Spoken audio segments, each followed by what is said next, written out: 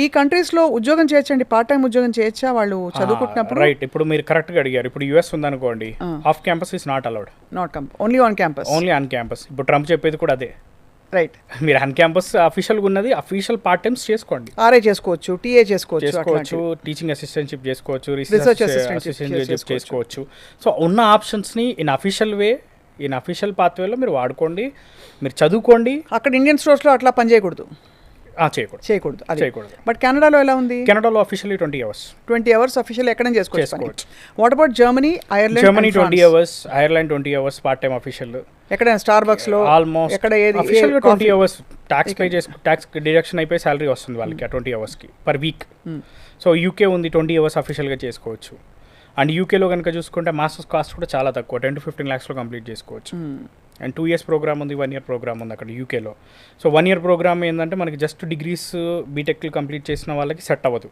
ఎవరైతే 3 to 4 years experience ఉన్న వాళ్ళకి సెట్ అయ్యే program. 2 years master program with placement year అంటాం. సో ఆ మాస్టర్ ప్రోగ్రామ్ కనుక చూసుకుంటే డైరెక్ట్గా ఎవరైతే బీటెక్ డిగ్రీ కంప్లీట్ చేసిన స్టూడెంట్స్ ఉన్నారో వాళ్ళందరూ కూడా వెళ్ళి చదువుకోవచ్చు దాన్ని. దానివల్ల ఉండే బెనిఫిట్ ఏంటంటే 1 year ఎడ్యుకేషన్ ఇస్తారు, 1 year ఇంటర్న్షిప్ ఇస్తారు. రైట్. సో కుదిరితే సేమ్ కంపెనీలో ప్లేస్ అవ్వచ్చు. ఆ ఈవెన్ ఇంటర్న్షిప్లో కూడా వాళ్ళకి శాలరీ వస్తుంది.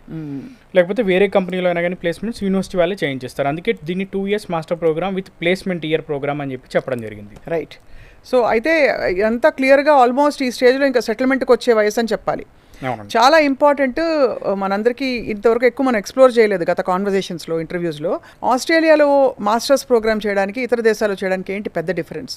ఆస్ట్రేలియా ఎడ్యుకేషన్ వైజ్ బాగానే ఉంటుందండి, జాబ్ ఆపర్చునిటీస్ అన్ని విధాలుగా కూడా one of the best country. But major ఇప్పుడున్న కండిషన్స్లో కనుక చూసుకుంటే వీసా రెస్ట్రిక్షన్స్ ఉన్నాయి. ఆస్ట్రేలియాకి వీసా రెస్ట్రిక్షన్స్ ఉండడం వల్ల ఫైనాన్షియల్గా డాక్యుమెంటేషన్స్ కనుక మనం ప్రాపర్గా చేసి, స్టూడెంట్ కనుక ప్రొఫైల్ స్ట్రాంగ్ ఉండి, బ్యాక్లాగ్ కౌంట్ కనుక తక్కువ ఉంటే సో డెఫినెట్లీ ఆస్ట్రేలియా వీసా కూడా వస్తుంది. ఈ కంట్రీస్ అన్నిటికీ వెళ్ళేవాళ్ళు అక్రమ్ గారు క్లాసిక్గా చేసే ఒక చిన్న పొరపాటు అనుకుందాం. కరెక్ట్గా వీసాకి దానికి పేపర్స్ ఫైల్ చేసే ముందు ఎక్కడి నుంచో డబ్బులు తెచ్చి వేసేస్తారు అకౌంట్లో. వేసేసి ఇమీడియట్గా చూపించుకుంటే వాళ్ళకి ఎక్కడో డౌట్ వచ్చి వీసాలు రిజెక్ట్ అవుతూ ఉంటాయి. రైట్, మీరు కరెక్ట్ క్వశ్చన్ అడిగారు మేడం. మెయిన్ ఇంపార్టెంట్ థింగ్ ఏంటి అంటే ఏ స్టూడెంట్ అయినా గుర్తుపెట్టుకోవాల్సింది the education loan is very important. అది మీరు ఎదర్ యూఎస్ఏ అవనివ్వండి, యూకే అవనివ్వండి, కెనడా అవనివ్వండి, it may be Australia or Ireland or Germany, France, ఏ కంట్రీ అయినా ఎడ్యుకేషన్ లోన్ తప్పకుండా తీసుకోవాలి. రైట్. ఎడ్యుకేషన్ లోన్ అనేది nothing but is official bank నుంచే వచ్చిన శాంక్షన్ అయిన ఒక లెటర్.